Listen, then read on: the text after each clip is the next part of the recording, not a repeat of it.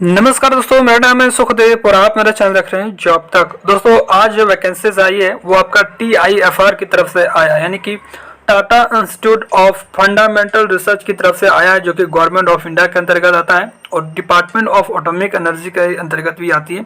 और इसमें काफ़ी अच्छी रिक्वायरमेंट है और जो भी वैकेंसीज है as a permanent basis vacancies रहने वाली है। जिसके लिए क्वालिफिकेशंस की बात करें तो ITI डिप्लोमा और डिग्री वाले कैंडिडेट अप्लाई करेंगे। साथ ही आपने अगर ग्रेजुएशन करके रखे हैं तो भी इसमें अप्लाई कर सकते हैं। सैलरी काफ़ी अच्छी दी जाती है दोस्तों। ITI की जो सैलरी है 39,500 स्टार्टिंग रहेगी और जिसे क्वालिफिकेशन है उसके अनुसार से आपका सैलरी रहेगी। बट इसमें काफ़ी ज़्यादा सैलरी आपको दिया जाता है अदर ऑर्गेनाइजेशन की अगर बात करें तो।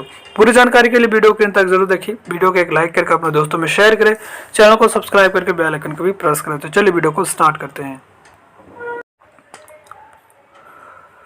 तो जैसे कि दोस्तों आप यहाँ पर देख सकते हो ये इसकी ऑफिशियल नोटिफिकेशन है और ये जो वैकेंसी दोस्तों आपका आया है टाटा मूलभूत अनुसंधान संस्थान की तरफ से, यानी कि Tata institute of fundamental research की तरफ से जारी किया है, जो कि होमी भाभा रोड कोलाबा मुंबई की तरफ से जारी किया गया है। और ये भारत सरकार के परमाणु ऊर्जा विभाग की स्वायत्त संस्था एवं सम विश्वविद्यालय, यानी कि an autonomous institute of the institutions of the department of atomic energy of government of India and deemed to be university. ठीक है, और इसका जो अभी नोटिफिकेशन वैकेंसीज है ये इसका एडवर्टाइज नंबर यहाँ पर दे सकते हो, एडवर्टाइज नंबर 2024-15 है।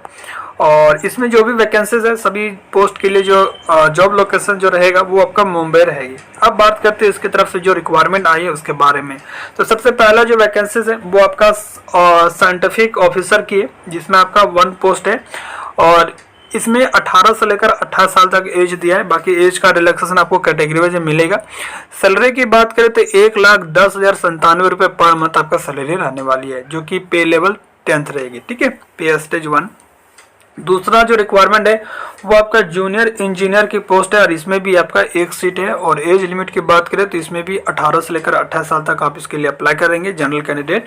सैलरी की बात करें तो इसमें 68,058 रुपये पर मंथ आपका सैलरी रहेगी। उसके बाद क्लर्क 1 की वैकेंसीज है, इसमें ओनली PWD यानी कि हैंडीकैप कैंडिडेट के लिए 1 सीट है, 38 साल तक इसके लिए अप्लाई करेंगे। और सैलरी की बात करें तो इसमें 43,809 रुपये सैलरी रहेगी।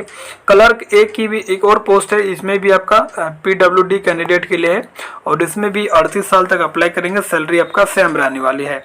उसके बाद project laboratory assistant fitter trade की एक पोस्ट है, 18 से 28 साल तक अप्लाई करेंगे और सैलरी जो रहेगा दोस्तों आपका 39,500 प्लस आपका HRA भी रहने वाली है। ठीक है, उसके बाद नेक्स्ट जो पोस्ट है वो आपका प्रोजेक्ट लेबोरेटरी असिस्टेंट B की पोस्ट रहेगा, जिसमें refrigeration and air condition mechanic trade से ITI होना चाहिए, यानी कि RSC मैकेनिक या AC मैकेनिक से आपने ITI की है तो आप इस पोस्ट के लिए अप्लाई करेंगे। और फिटर के लिए भी यहाँ पर 1 सीट रखा गया है।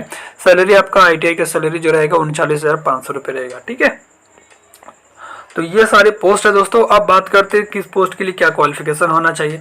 साइंटिफिक ऑफिसर की जो वैकेंसीज है वो आपका क्वालिफिकेशन जो रखा गया फुल टाइम डिग्री यानी कि BTech होना चाहिए और 60% के साथ। और आपका जो BTech होना चाहिए वो आपका ब्रांच जो है वो आपका कंप्यूटर साइंस इंफॉर्मेशन टेक्नोलॉजी से रहना चाहिए। साथ ही 2 से 3 साल का एक्सपीरियंस भी होना चाहिए, मिनिमम 2 साल का एक्सपीरियंस आपका होना चाहिए, जिसमें एक्सपीरियंस होना चाहिए प्रोफेशनल में आपका लिनक्स एडमिनिस्ट्रेशन एंड प्रोग्रामिंग का। ठीक है, और साथ ही अदर भी क्वालिफिकेशन से रिलेटेड यहाँ पर एक्सपीरियंस रिलेटेड यहाँ पर दिया है। अब बात करते हैं यहाँ पर जो है जूनियर इंजीनियर के लिए, इसके लिए क्वालिफिकेशन आपका डिप्लोमा रखा गया है। तो आपने अगर डिप्लोमा मैकेनिकल से करके रखे हैं तो आप इसके लिए अप्लाई करेंगे। मिनिमम इसमें भी 1 ईयर का एक्सपीरियंस आपसे मांगा गया है। ठीक है, उसके बाद जो है क्लर्क 1 की पोस्ट की बात करें तो इसमें डिसेबिलिटी यानी कि PWD कैंडिडेट जो है वही अप्लाई करेंगे और इसमें आपका ग्रेजुएशन होना चाहिए 50% के साथ। और इसमें आपका नॉलेज वगैरह होना चाहिए टाइपिंग वगैरह का और मिनिमम 1 ईयर का एक्सपीरियंस आपको रहना चाहिए। ठीक है, और मोड ऑफ सिलेक्शन की बात करें तो रिटन टेस्ट और स्किल टेस्ट के आधार पर सिलेक्शन होगा। उसके बाद क्लर्क 1 की और पोस्ट है, इसमें भी आपका ग्रेजुएशन मांगा गया है और साथ ही 1 साल का एक्सपीरियंस आपके पास रहना चाहिए। ठीक है, और इसमें भी रिटन एग्जाम होगा, उसके बाद स्किल टेस्ट होगा। उसके बाद अब बात करते हैं प्रोजेक्ट लेबोरेटरी असिस्टेंट जो कि ITI फिटर ट्रेड्स के लिए है। और इसके लिए क्वालिफिकेशंस की बात करें तो नेशनल ट्रेड सर्टिफिकेट NTC होना चाहिए 60% के साथ ही national counselling for vocational training NCTVT से आपका ITI होना चाहिए। यानी कि आपने अगर ITI फिटर ट्रेड से करे हैं NCVT से, साथ ही 1 ईयर का अप्रेंटिसशिप यानी कि नेशनल ट्रेड सर्टिफिकेट है, तो आप इसके लिए अप्लाई कर सकते हैं, बट आपका 60% सब में होना चाहिए। ठीक है। या दूसरा क्वालिफिकेशन इसमें यह भी है कि आपने अगर NSC किए हैं और NCTVT से आपका ITI है फिटर ट्रेड से, तो भी आप इसके लिए अप्लाई करेंगे। और इसके लिए मिनिमम 1 ईयर का एक्सपीरियंस मांगा गया है। ठीक है। Selected candidate will be required to work in the shift duties. Applicant with our या higher qualification not be considered. तो इसके लिए मिनिमम जो क्वालिफिकेशन दिया है 10th प्लस ITI या अप्रेंटिस वगैरह, वही क्वालिफिकेशन चाहिए। इसमें हायर क्वालिफिकेशन इसमें अप्लाई नहीं कर पाएंगे। और इसका सिलेक्शंस की बात करें तो सबसे पहले आपका रिटन एग्जाम होगा। जो रिटन एग्जाम क्वालिफाई करेगा उसका स्किल टेस्ट होगा। ठीक है। उसके बाद project laboratory assistant refrigeration and air conditioning mechanic की बात करें तो इसमें भी सेम कंडीशन है। NCTVT से अनेक नेशनल ट्रेड अप्रेंटिसशिप सर्टिफिकेट होना चाहिए और आपका ITI होना चाहिए एयर कंडीशन मैकेनिक्स या रेफ्रिजरेटर से। ठीक है, जो कि NCVT से होना चाहिए। तो ये सारे क्वालिफिकेशन दिया है। इसमें भी 1 ईयर का एक्सपीरियंस मांगा गया है। और सिलेक्शन जो होगा आपका रिटन एग्जाम और स्किल टेस्ट के आधार पर होगा। ठीक है। और यहाँ पर जो अभी पोस्ट है दोस्तों आपका TIFR कोलाबा मुंबई की तरफ से आया है। और जो भी क्वालिफिकेशन दिया है वो क्वालिफिकेशन आपके रहने चाहिए। ठीक है। और एज वगैरह की जो रिलैक्सेशन की बात करें तो जनरल कैंडिडेट रिजर्वेशन जो आपका कैटेगरी जो मिलेगा। और एज की जो काउंटिंग करी है वो आपका 1 जुलाई 2024 से कर रखी है। ठीक है। तो ये सारी चीज़ यहाँ पर आप देख सकते हो। ठीक है।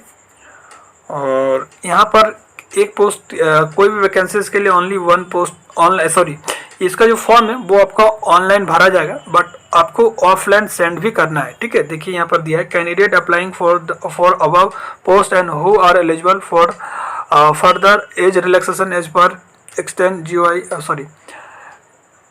यहाँ पर दिया है 11 नंबर पे दिया है। Online application must be submitted by August 2024 and application by post must reach administration office D requirement cell Tata institute of fundamental research 1 Homi Bhabha road new navy और नगर कोलाबा मुंबई। ठीक है। तो ये जो फॉर्म है दोस्तों आपका 24 अगस्त तक लास्ट डेट इसका फॉर्म भरने के लिए। बट यहाँ पर अब कंडीशन ये है, सबसे पहले आपको ऑनलाइन अप्लाई करना है। ऑनलाइन अप्लाई करने के बाद आपको फिर से जो एप्लीकेशन है वो आपको स्पीड पोस्ट के माध्यम से पोस्ट करना है, जो कि इसका एड्रेस यहाँ पर दिया गया है। तो इस एड्रेस पर आपको जो है पोस्ट भी करना है। तो इस चीज़ को आपको ध्यान देना है। वो पोस्ट जो है आपको 24 अगस्त से पहले वहाँ के जो भी एड्रेस दिया है वो वहाँ तक पहुँच जाना चाहिए। ठीक है। तो फॉर्म भरने का भी डेट जो है आपका जो दिया है उसी के अनुसार से, बट पहुंचना चाहिए 24 अगस्त से पहले। ठीक है। तो आप देख लीजिएगा जिस तरह से आपको भरना है 24 ऐसा फॉर्म मतलब कि इस टाइम से भरना है, जो कि आप एप्लीकेशन को प्रिंट आउट करके 24 अगस्त तक भी पहुंच भी जाना है। तो इस तरह से आपको अपने डेट के अनुसार से भरेंगे। ठीक है। तो ये चीज़ यहाँ पर देख सकते हो दोस्तों। और साथ ही क्या क्या डॉक्यूमेंट्स और लगेगा अटैच करके साथ आपको भेजना भी है। The candidate are required to produce following original documents will copies at the time of requirement process। ठीक है। तो ओरिजिनल डॉक्यूमेंट्स जो है, जो भी आपके पास ओरिजिनल डॉक्यूमेंट्स है उसका कॉपी भी आपको साथ में भेजना है प्रिंट आउट एप्लीकेशन के साथ। ठीक है। और जो जो डॉक्यूमेंट्स भेजेंगे DB के टाइम में वही डॉक्यूमेंट्स आपसे चेक किया जाएगा। ठीक है। तो ये चीज़ आपको ध्यान देना है। तो जो जो डॉक्यूमेंट्स आपके पास है वही चीज़ आपको भेजना है। सारा डॉक्यूमेंट्स क्या क्या भेजना है आपको यहाँ सारा डिटेल्स उन्होंने मेंशन भी कर रखा है। ठीक है। तो ये सारी चीज़ें देख सकते हो। तो इसका अप्लाई करने का लिंक मैं आपको वीडियो के डिस्क्रिप्शन में दे दूंगा, आप वहाँ से डायरेक्टली अप्लाई कर सकते हैं। फिलहाल के लिए इतना ही, मिलते हैं अगले वीडियो में। तब तक टेक केयर। जय हिंद, वंदे मातरम।